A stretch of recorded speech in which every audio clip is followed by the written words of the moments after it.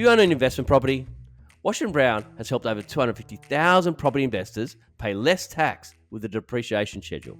Visit washingtonbrown.com.au to pay less tax today.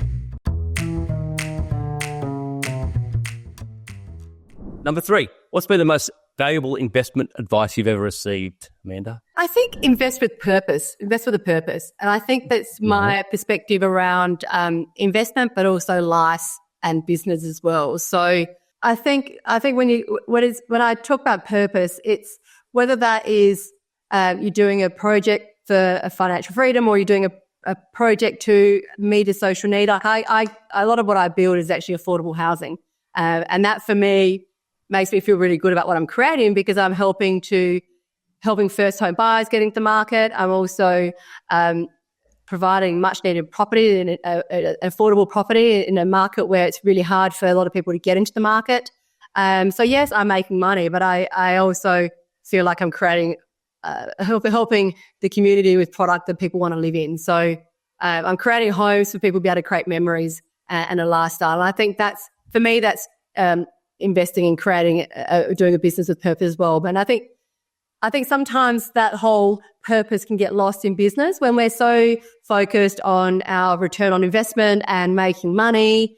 I don't know, I sort of feel that sometimes it can be a bit shallow, whereas I find that when we're creating homes, actually thinking about the bigger picture outside of your own needs as well, it just gives you a sense of accomplishment and joy from what you do when you have a purpose behind how you invest.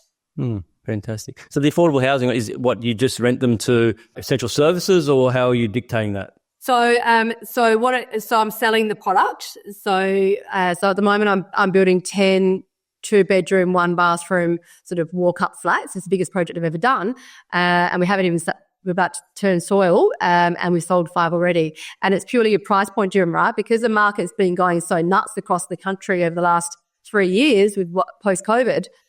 It's really hard for a lot of first-home buyers and not even just first-home buyers, a lot of young families trying to get a roof over their heads. So it's creating product that is in that sweet spot, between, it used to be when I first started, affordable housing was between $400,000 and $500,000. And now it's between $550,000 and $750,000. This is the Adelaide market. That will vary depending on what other, market there are.